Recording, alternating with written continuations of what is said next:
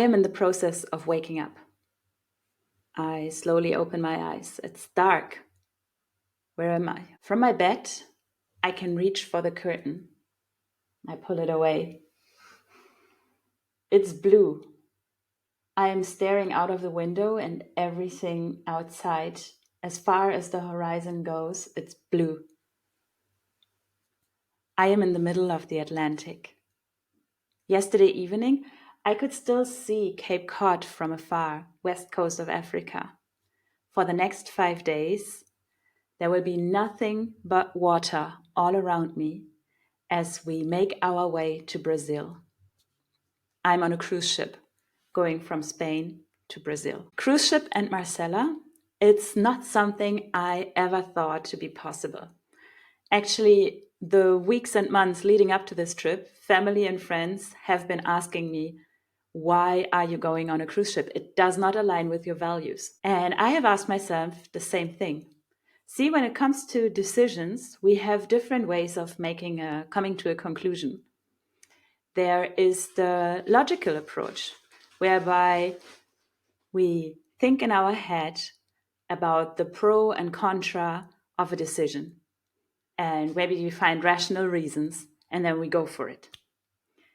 That was not a rational decision making. Then maybe you know these decisions that you feel in your body, that you have a gut instinct about. Something in your body just says, hell yes. This was not a hell yes. The best way to describe it, for me, when I was offered the opportunity to go to on this cruise, it felt like something outside of my body was making the decision for me and pulled me towards this. Why am I here? I am staring at the water. I'm still half asleep, half awake. And as I am observing the waves as they do their dance up and down, I feel the hypnotic effect of the water, calming, grounding. My mind starts to wander. I think about the fact that the ocean, the water, is constantly changing. Every minute, every second, every split second, everything is changing within the water. Nothing will ever be the same in here. The only constant is change. But see, as such, the ocean is constant. On a surface level, it has been the same dance the last year, 10 years ago, 100 years ago, millennia ago. Probably ever since water existed on this planet, this dance has been going on. And that is stability. Blink. I have seen this before. I blink again. One moment, I am looking through my eyes. The next moment, I am looking through her eyes. One moment, I'm looking through this window. The next moment, I am looking through a tiny loophole. One moment, I'm in the comfort of my bed. The next moment, I am laying on a wooden floor, shoulder to shoulder with other people that I don't know. I feel time and space bending. My mind is trying to catch up with what my body already knows. We have been here before. A part of me has been here before. A part of my DNA, of the signature in every of my cells, has been here before on this very seaway. It was a younger version, a younger woman. As I'm connecting with her, she shows me some of her memories. She's here not by free will or choice. She's here against her will. No decision involved. See, she was in her village when they came and ripped apart her family, her tribe, chopped off her roots, took away her origins. They spoke a language she didn't speak or understand. She had been walking cross-country, cross-continent for weeks, without knowing where they are heading, how life would look like, until they arrived at the harbor. Then they forced her on this boat, still no idea where they are heading, and now she's here, laying, cannot move. Strangers all around her, the only thing they share is the skin tone. I'm in her body, I'm smelling what she is smelling. Sweat, blood, urination, but most prevalent is the smell of fear, of hopelessness and fear, of a group that does not know where they are heading, how life is going to look like. However, they decide to continue living. What to do? You simply breathe. You continue breathing. And so I breathe. Hello, Granny.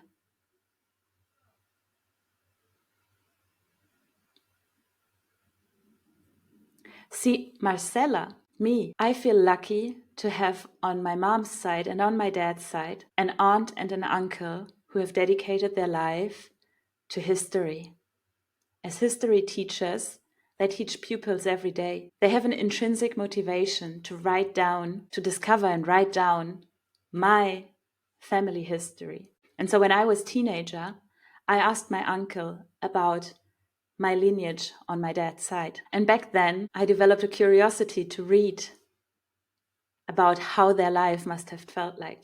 So I read about my grandma and her life in times of depression in the United States, and then moving towards industrialization, moving to the north in hope for a better future, better job opportunities. I read about my great-grandma who lived in the southern states of the United States in times of racism and the rise of the Ku Klux Klan. I read and tried to understand about my great-great-great-grandma's life, who was a Native American. She belonged to the Choctaw tribe, and she married into my family, into my lineage. See, in her lifetime, a president of the United States decided that the Choctaw had to let go of their land and resettle to a different land. She married my great-great-great-granddad, William Hayes, who was a mulatto, which refers to the origins of being a child born to a slave woman or a slave and a European American slave owner man. This slave woman was my 4 times great-grandma, my granny, who was transported on a boat from the west coast of Africa to the Americas. See, when I read or watch movies, trying to understand how life felt like, something gets lost in translation. This moment where we connect feels so precious. It brings history alive. Why am I here? I feel something has pulled me towards this moment where our lifelines cross.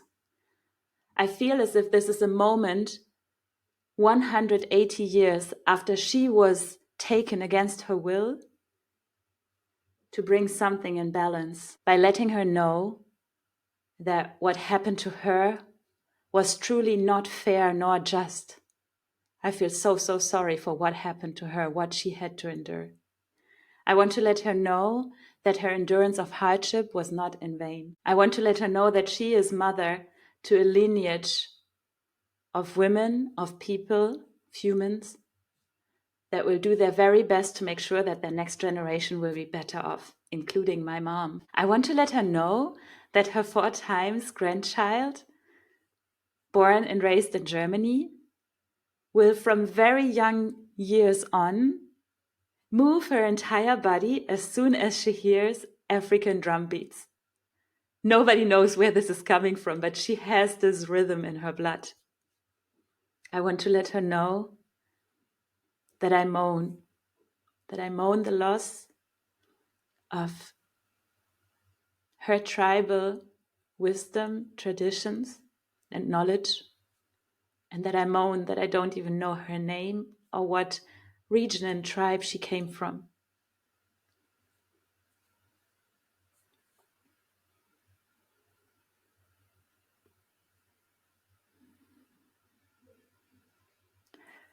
Why am I here? So to some, this might sound a little woo-woo of, something outside of my body pulling me here. To me, it's the magic of life. It's how I choose to live life filled with these magical moments that we cannot always comprehend or sometimes are outside of our power. For me, I feel like we are coming full circle in this moment. Something has guided me to go full circle. As I realize in the writing of this story that for the past 180 years, my lineage, and probably those of many people, has been a lineage with chopped off roots, forcefully or voluntarily in the hope of a better life. And I feel the calling that it's time to go back, to grow roots one way or another, to bring that back, for that the lineage continues with that. To bring a little bit of science in here, I feel that this experience to me is the best description, the most embodied practical example of what Einstein could have meant when he said that time is relative.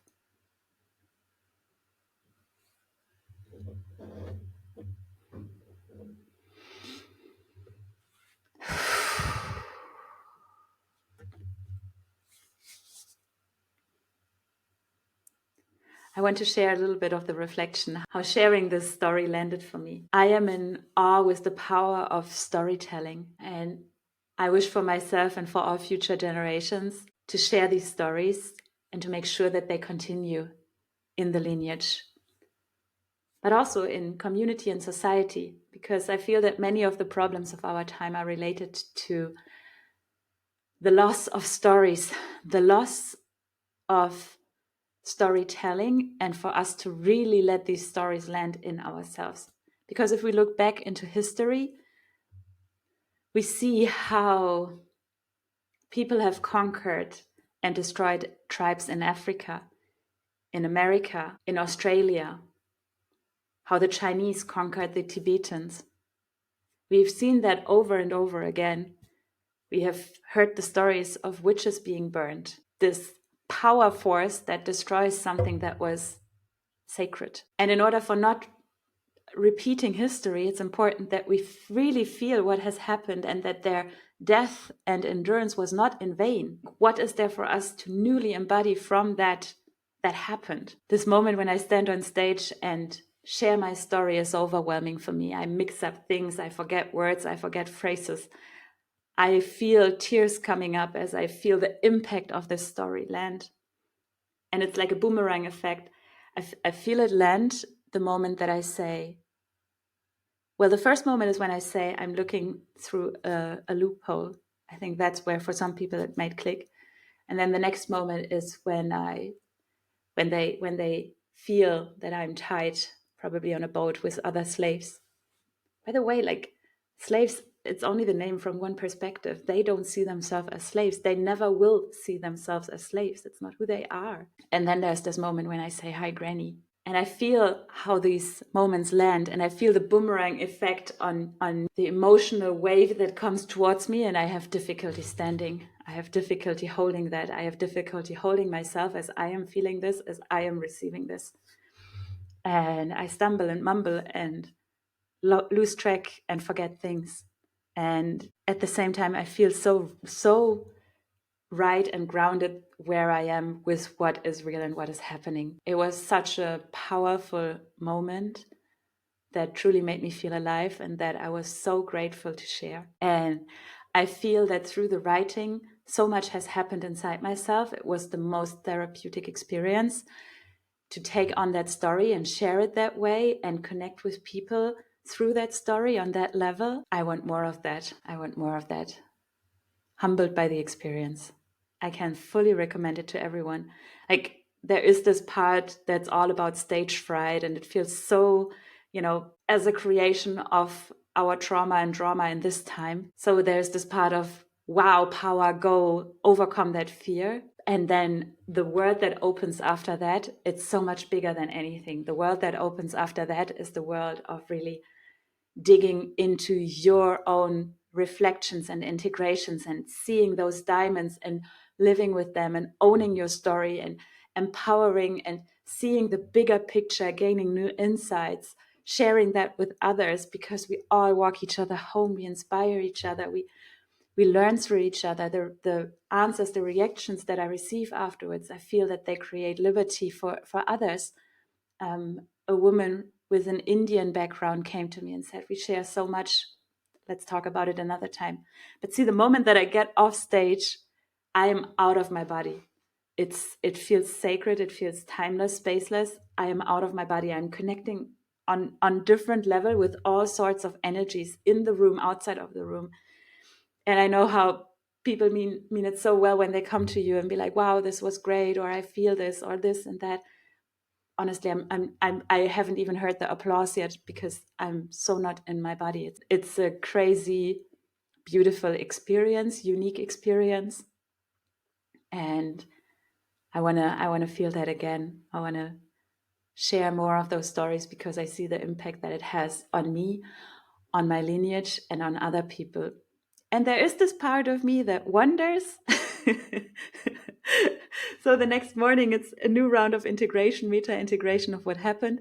Part of me that wonders, after having seen 8 speakers, one of them was me, but many of the male speakers shared stories that were rather funny, or many of them were sexually oriented. But yeah, rather, let's say, funny.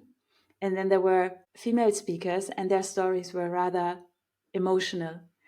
And I wonder if I am able, and that will be a challenge for the future, not necessarily my next talk, but for the future, to tell a story that is funny, primarily funny, even sexy. I'm not even sure I can do that, because I felt that there is the masculine and the feminine pole, and we each have a comfort zone in already an uncomfortable zone of being on stage and being seen and being heard. But where we tap into what we can connect to, I feel that there is an energy that is easier. For me, it's easier to go into the world of feelings. And I love time jumps, so that's what I do. And I had a craving, I had a yearning to hear a man tap into his lineage and feelings, honoring the fact that that might be out of comfort zone for him. Such an expansive experience for the nervous system. It's an overload, and at the same time, if you are lucky, like I was, it felt like it was a safe space and a welcoming crowd to be in that moment of overwhelm, to allow for any pause that you need, to allow for any stumbling that you need. And see, trauma healing, the best way to heal a trauma is in the same setting where the trauma happened, to have a different experience. So this fear of being seen, think about where it comes from. Maybe it comes from parents, from teachers, from kids that judged you. But so it happened in relations with others. So the best way to heal that trauma of being seen is also to be seen and to hold yourself in that, ideally in a space where you can actually feel the tribal support, the support of the group. Similar with relationships, a relationship trauma, something that happened in relationships with others, also heals in relationships with others.